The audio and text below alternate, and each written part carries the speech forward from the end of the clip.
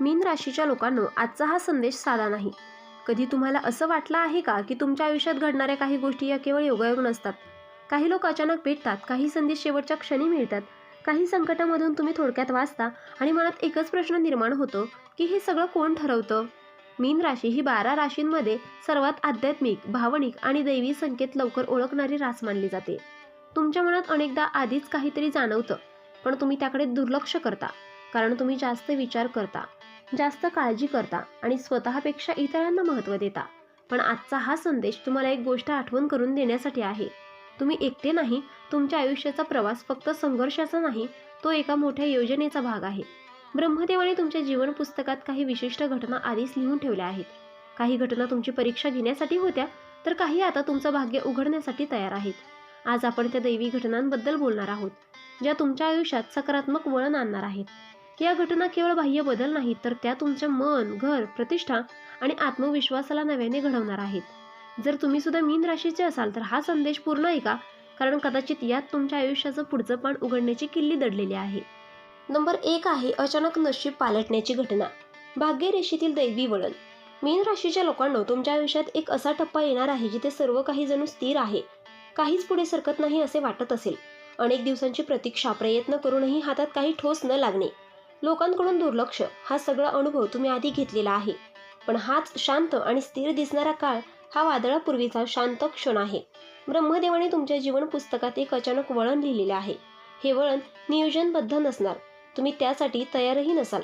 कदाचित एखादा फोन, एखादी अचानक भेट, एखादी मुलाखत, एखादा जुना संपर्क पुन्हा जिवंत होणे या माध्यमातून नशीब तुमच्या दारात येईल. ही घटना इतकी अनपेक्षित असेल की तुम्हालाच विश्वास बसणार नाही.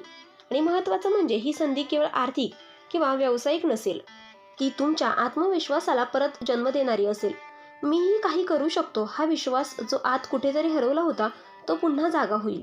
ब्रह्मदेवांची साथ म्हणजे नेहमी मोठा आवाज नाही, कधी कधी ती शांतपणे आयुष्याची दिशा बदलते.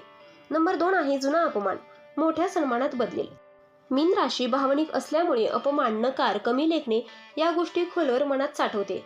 तुमच्यावर कधीतरी अन्याय झाला आहे, कोणीतरी तुमची क्षमता ओळखली नाही, कदाचित कुटुंबात, नोकरीत, नात्यात किंवा समाजात तुम्हाला कमी समजलं गेलं. पण ब्रह्मदेवाच्या लेखनात एक विशेष नियम आहे. जिथे मन शुद्ध असतं तिथे उशिरा का होईना न्याय नक्कीच मिळतो. ज्यांनी तुमच्यावर शंका घेतली होती त्यांच्या समोरच तुमची प्रगती उभी राहील.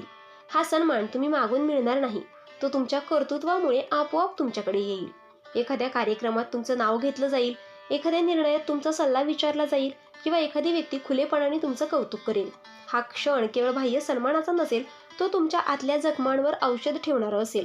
त्या दिवशी तुम्हाला जाणवेल की अपमान हा शेवट नव्हता, तो तुमच्या उंच झेपेची तयारी होता.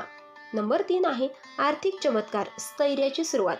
मीन राशी बहुतेक वेळा मनाने मोठी असते, पण पैशांच्या बाबतीत चढ उतार अनुभवते.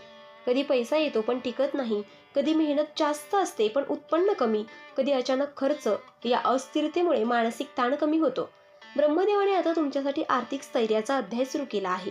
हा चमत्कार अचानक कोट्यावधींचा नसणार, पण तो सातत्य देणारा असेल. अडकलेली रक्कम मिळणे, नवीन उत्पन्नाचा स्रोत सुरू होणे, एखादा साईड काम यशस्वी होणे किंवा दीर्घकाळानंतर नोकरीत वाढ मिळणे, अशा प्रकारे आर्थिक प्रवाह स्थिर होईल. महत्त्वाचं म्हणजे या काळात तुम्हाला पैशाची किंमत अधिक समजेल. तुम्ही पूर्वीपेक्षा शहाणपणाने निर्णय घ्याल. ब्रह्मदेवाची साथ म्हणजे केवळ पैसा देणे नाही, तर तो टिकवण्याची बुद्धी देणे आहे. घरात हळूहळू सुरक्षिततेची भावना निर्माण होईल. उद्याची काळजी ही भावना कमी होत जाईल. नंबर 4 आहे दैवी संकेत, अंतर्ज्ञानाची जागृती. मीन राशी आधीपासूनच आध्यात्मिक आणि संवेदनशील असते. तुम्हाला अनेकदा आधीच काही गोष्टींची जाणीव होते, पण कधी तुम्ही त्या आवाजाकडे दुर्लक्ष करता. आता ब्रह्मदेव तुमच्या अंतर्मनाचा आवाज अधिक स्पष्ट करणार आहेत. एखादं स्वप्न वारंवार पडेल, एखादं वाक्य कोणाच्या तोंडून ऐकून तुमच्या मनात खोलवर जाईल, एखाद्या ठिकाणी गेल्यावर अचानक शांतता जाणवेल किंवा एखाद्या व्यक्तीबद्दल मनात स्पष्ट संकेत मिळेल. ही व्यक्ती योग्य नाही किंवा ही संधी योग्य आहे, हा दैवी संकेत तुम्हाला मोठ्या चुकापासून वाचवू शकतो किंवा योग्य दिशेला नेऊ शकतो. महत्त्वाचं म्हणजे या काळात स्वतःवर विश्वास ठेवणं आवश्यक आहे. तुम्ही जे जाणवताय ते दुर्लक्षित करू नका. ब्रह्मदेवांची साथ अनेकदा बाहेरून दिसत नाही, ती आतून जाणवते. तुमचं अंतर्ज्ञानच तुमचं सर्वात मोठं मार्गदर्शक ठरणार आहे. नंबर 5 आहे घरात शुभ वार्ता, तणावातून समाधानाकडे प्रवास. मीन राशीच्या आयुष्यात घर हा सर्वात संवेदनशील विषय असतो. बाहेर कितीही ध्येय दाखवलं तरी घरातील वातावरण अस्थिर असेल तर मन पूर्णपणे तुटतं. अलीकडच्या काळात घरात मतभेद, गैरसमज, आर्थिक ताण किंवा मानसिक दुरावा जाणवत असेल. काही वेळा बोलूनही प्रश्न सुटत नाहीत, पण ब्रह्मदेवाने तुमच्या घरासाठी एक वेगळाच अध्याय लिहिला आहे. घरात एखादी अशी बातमी येईल जी वातावरणच बदलून टाकेल. कदाचित एखाद्याला नोकरी मिळेल, एखादा जुना वाद मिटेल, एखाद्या विवाहाची बोलणी ठरतील किंवा कुटुंबात नवीन सदस्याच्या आगमनाची चाहूल लागेल. ही घटना केवळ आनंद देणारी नसेल, तर ती एकमेकांना पुन्हा जवळ आणणारी असेल.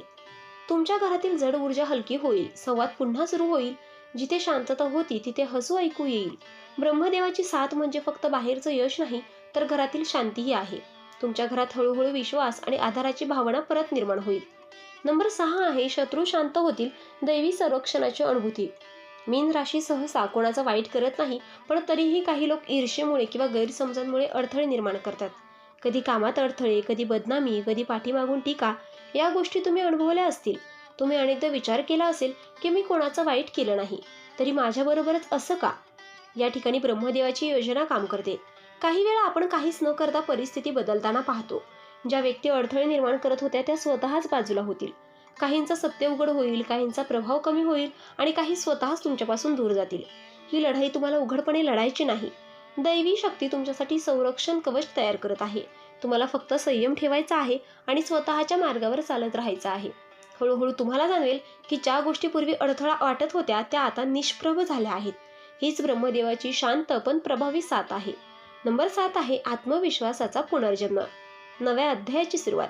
मीन राशी अनेकदा स्वतःला मागे ठेवते, इतरांसाठी जगताना स्वतःच्या स्वप्नांना बाजूला ठेवते. अपयश, नकार किंवा भावनिक आघात यामुळे आतून एक आवाज निर्माण होतो. कदाचित मी पुरेसा नाही, हा आवाज हळूहळू आत्मविश्वास कमी करतो. पण आता एक अंतर्गत बदल सुरू होणार आहे. तुम्हाला एका छोट्या यशातून, एखाद्या प्रोत्साहनातून किंवा स्वतःच्या जाणीवेतून अचानक जाणवेल की तुम्ही पूर्वीपेक्षा अधिक मजबूत झाला आहात. तुमचं विचार करणं बदलेल, तुम्ही स्वतःला दोष देणं कमी कराल. निर्णय घेताना भीतीपेक्षा विश्वास जास्त असेल. हा आत्मविश्वास बाहेरून कोणी देणार नाही, तो तुमच्याच आतून उगवेल. आणि जेव्हा मीन राशी स्वतःवर विश्वास ठेवते तेव्हा ती चमत्कार घडवू शकते.